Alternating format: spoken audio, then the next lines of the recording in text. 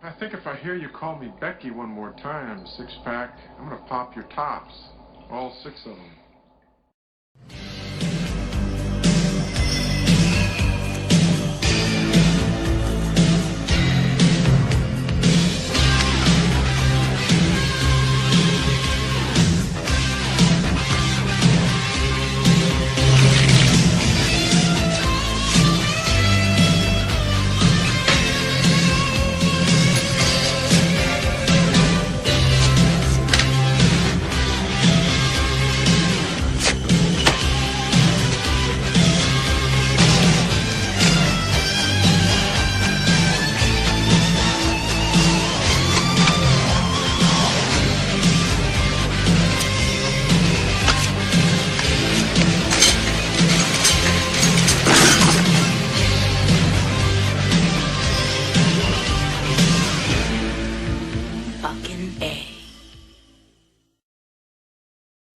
Patrick Bateman has a busy day.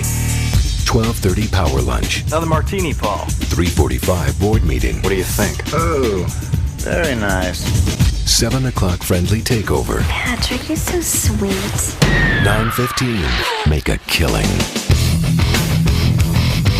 So, what do you do? I'm into, murders and executions mostly. American Psycho. Rated R. Hey, this is Matt once again. Welcome back to another review. This is a request for Emmanuel, who wanted a review of the 2000 film American Psycho. If anyone ever wants to send in requests for pretty much any type of video, you just send it either to my PayPal, link for that is down below, or you can feel free to join my Patreon, which there's certain tiers, and depending on the tier, you can request this or that. But again, either one, links to both Patreon and PayPal down below in the info box. But like I said, American Psycho is the review he wanted for today. Now, I've always enjoyed this film. I know it's based on a novel. At one point, Leonardo DiCaprio was going to star in it, and I like Leonardo DiCaprio as an actor. But I thought Christian Bale did a wonderful job on this. I know this got some controversy when it came out because of the violence, but I thought it was handled in the right way here, because it definitely reflects the state of mind of the character. And to be honest, watching the film again, it's never that, to be truthful, it's never that violent. Meaning, gore-wise. Like, if you watch the film again, okay, he puts an axe to someone's head, but you never see it. Like, you see the reaction, blood splatter, but you never see an axe in the head. There's a point where he drops a chainsaw onto someone, but you never see that. You just get the idea and the intent. So while I guess technically you just say it's a violent movie, but when you watch it, it's not really... It's violent but not that bloody, if that makes sense. And more so, Christian Bale's performance, I think this is easily one of his best performances. My favorite film would still have to be Equilibrium with Christian Bale, but this is up there because very interesting character he plays, Patrick Bateman, and the world that's created here of these, I don't want to call them yuppies, but these guys, how they're so into material values. The scene where they're looking at their little cards where they have their name on it, and how they're all fascinated by their cards, and Patrick Bateman himself, he's just obsessed with this one guy's card and how perfect it looks, eggshell with Romanian type.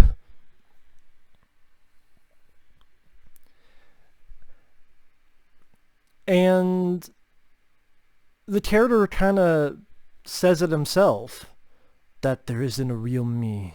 I simply am not there. And this guy, even though he's very successful, he's rich, he's got a great place, he gets hot girlfriends, he eats a balanced diet, exercise, he's very detailed on having a face mask and all the details of how he keeps his skin perfect and all the things he puts on it.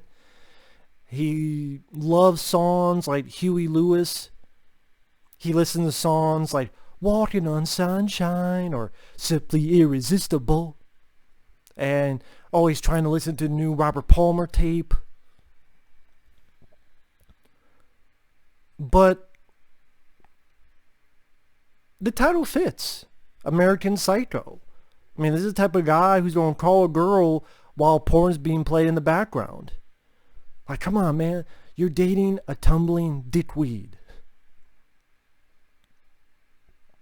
And he just snaps. Talking to a homeless guy. He kills the guy and even stomps on his dog. The homeless guy's fucking dog. And this line said it best. I have all the characteristics of a human being, but no emotions except disgust and greed. I feel lethal, on the verge of frenzy. And this is narration that I thought helped the film quite a bit, because sometimes narration will be quite pointless or redundant. I didn't think it was here. Maybe because of the way it's written, maybe because of the way Christian Bale played it out, because he could be very cold and serious and have that just, I'm gonna fuck you up look. But then he could be just laughing and joking, and for example, the scene where he talks to Jared Leto, who's in this movie, and Christian Bale's so excited to let him hear the new, well, it's not new, but to hear the song, Oh, Hip to Be Square. And he's telling all the details about the song to Jared Leto, all the great things about it, describing the album, and then he axes Jared Leto to death. But again, you don't see anything. And in this case, you didn't have to. Now, if the movie didn't have any other merit, but this does, it has a good soundtrack, it's well made, well directed. I thought the director, I looked at the other director's work, I did not recognize anything else, but this I thought was handled fairly well. I really enjoyed the script for it. And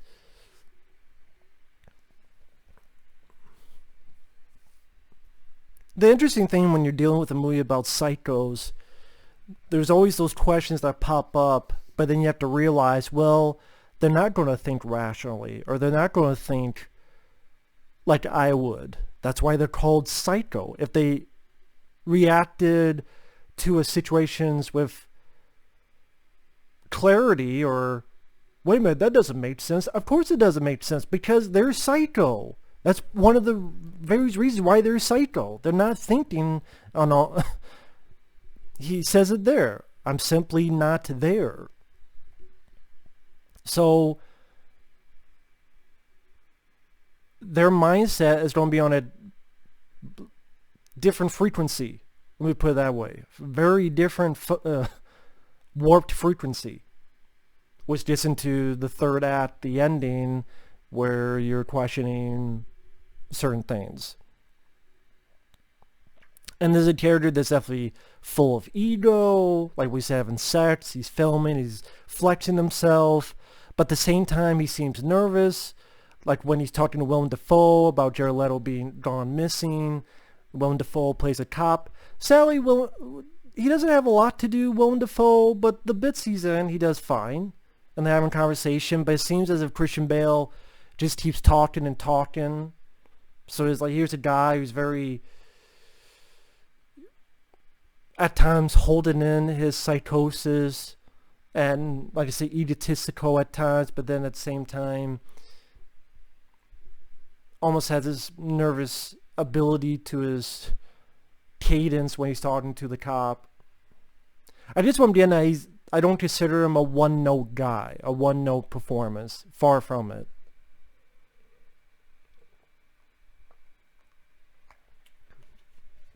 And I thought Christian Bale, like I said, did a bang-up job on this.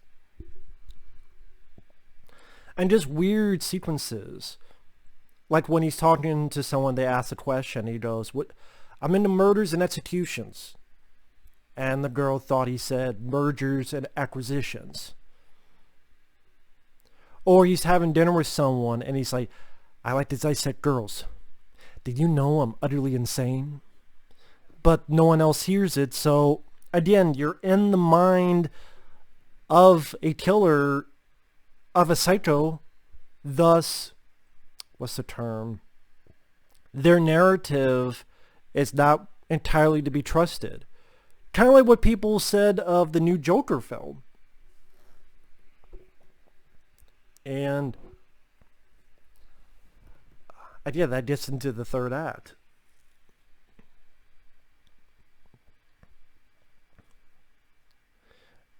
And even with all that, there's a little bit, I wouldn't say humanity,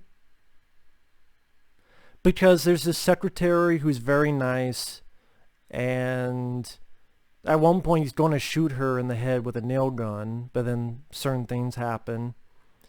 Almost as if he's sensing that this girl is like the only real person he's met with all these other people. Because around the same time he gets a phone call from someone who's very all up in their egotistical world of materialism and all this other stuff. But here's a girl who's kind of being real with him. And he says the lines, "I don't think I can control myself. I think if you stay, something bad will happen." So as horrible of a person this is, and as psychotic as he is, that's like the only one decent thing he's done. And it just made the character even that more interesting. And then you have crazy scenes like him chasing a girl around with a chainsaw.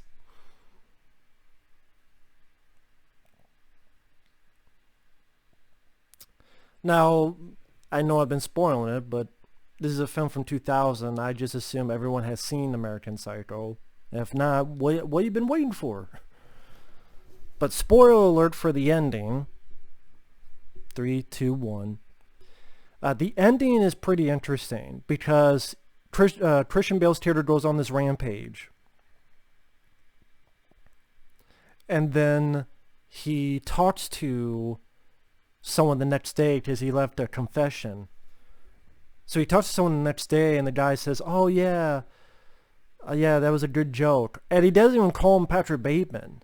And Christian Bale's like trying to convince the guy, "I'm Bateman. Like, my name's Bateman."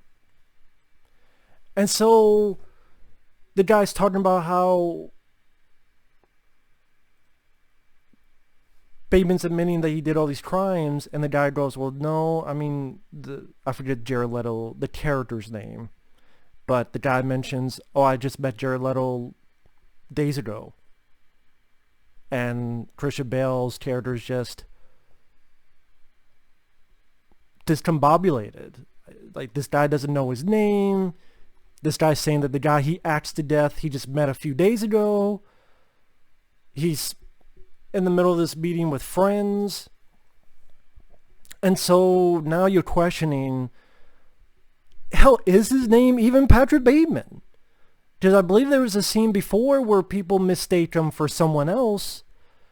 So in his mind, is he visualizing these people fucking calling him Patrick Bateman? And the bigger thing, did any of these murders even happen? Because then you have a scene where the secretary looks at this notepad that Christian Bale's character has, and it's all of these horrible sketches. And if you look at the sketches, some of them look like the violent scenes. Like, I swear there's a sketch with a chainsaw. So you're going, did he even kill anybody in this movie? And there's a big question of that. That this could have been just his violent sick thoughts as he's doodling while he's having this high life of materialism, and if you have the best company business card.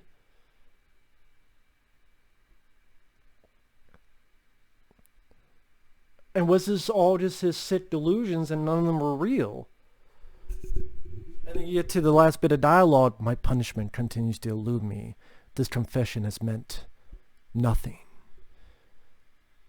And that leads to another possibility. The other possibility is that he did do some stuff, or hell, maybe he did all of it, but because the world itself that he's living in is so full of themselves, so out of the normal world itself, so high on their own supply of egotistical